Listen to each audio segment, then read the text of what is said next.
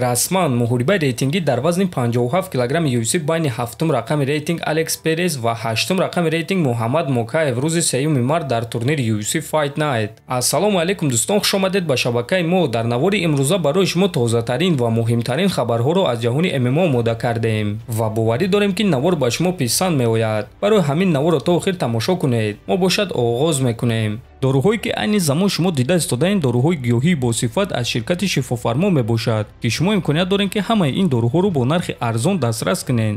доруҳо барои хунукзадагӣ ва қавӣ кардани мардонагӣ, барои фарбе ва харобшавӣ, барои ришу мӯйсарбарорӣ, барои дарди дил, дарди мушакҳо ва ҳамчунин равғани сиёҳдона ки пайғамбар саллаллоҳу алайҳи васаллам гуфта буд ки ба ғайр аз марг ба ҳамаи дигар дардҳо даво мебахшад. худи ҳозир ба номерҳои дар рӯи экран буда занг зада доруҳои даркории худро харидорӣ кунед ва ҳатман аз номи канали Паҳлавон гап занед. ҳамин гуна шумо ҳам доруҳои даркории худро ба даст меоред ва ҳам канали моро сахт дастгирӣ мекунед. Тобоби ҷангвари вазни ним сабуки UFC, ҷангвари бебохти Ингушт Мавсар Евлоев боварӣ дорад ки ба наздикӣ чемпиони вазни худ мешавад. биёед суханҳои ӯро гӯш мекунем. аз ҳама дастоварди калони рақибони пешинаи ман дар он аст ки онҳо дар муҳориба зидди ман шикаст хӯрданд. Диего Лопес намунаи дурахшони ин кор аст. 18-0 ба шумо писанд ҳаст ё не? Ба наздикӣ ман чемпиони бебохт, чемпиони баҳснопазири вазни ним сабук мешам иншааллоҳ, навиштааст Евлоев. хотиррасон мегӯям ки Мавсар Евлоев дар UFC 8 муҳориба гузаронида дар ҳамааш пирӯз шудааст ва ҳамаи ғалабаҳои ӯ бо қарори доваро ба анҷом расиданд ки ин чиз ба Дана Вайт на он қадар писанд аст. тобови ҷангвари вазни сабук UFC Арманд Сарукян гуфт ки барои чӣ баъди ғалабааш дар муҳориба зидди Бенил Дариуш эълони калон карда гуфт ки Ислам Махачевро дар якум раунд ба нокаут равон мекунад. мо бояд чунин суханҳо гӯем ки таваҷҷӯҳи одамонро ҷалб кунем ва онҳо ин суханҳои моро дар ҳама ҷо гап зананд. ман ин корро барои он мекунам ки ба ман муҳориба зидди ислам диҳанд. агар ки ман гап назанам, пас ягон кас ба ман ягон чиз намедиҳад ва Чарлз Оливераро низ ба ман намедоданд. агар ки ман хаб меистодум, ба ман муҳорибаҳои асосии турнир намедоданд. агар ки ман бо забони англисӣ ҳар гуна суханҳои бемаъне намегуфтум.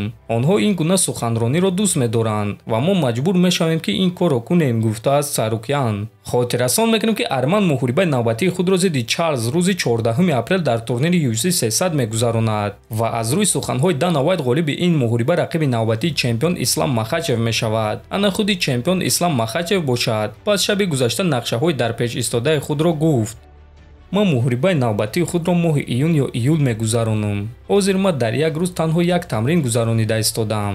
ягон кори вазнин накарда истодам, аммо ман ҳар рӯз тамрин карда истодам. чунки ман чемпионам, ман бояд ки камарбанди худро ҳимоя кунам ва ман доимо бояд ки омода бошам. ҳозир ҳама камарбанди маро гирифтан мехоҳанд, гуфтааст Махачев. ва дӯстон, бояд қайд кард ки айни замон Ислам Махачев чемпиони вазни сабук буда камарбанди худро аллакай 2 маротиба ҳимоя кардааст. рекорд дар ҳимояи камарбанд дар вазни сабук UFC 3 то аст ва агар ки Ислам 2 маротибаи дигар камарбанди худро ҳимоя карда тавонад, пас ӯ дар вазни сабук рекорди нав мемонад ва дӯсти худ чемпиони пешинаи UFC Ҳабиб Нурмагомедовро мегузарад. Нурмагомедов камарбанди чемпионии худро 3 маротиба ҳимоя кардааст. ҳамчунин ногуфта намонад ки айни замон Ислам Махачев якум рақами паунд-фу-паунд аст, яъне беҳтарин ҷангвар новобаста аз вазн.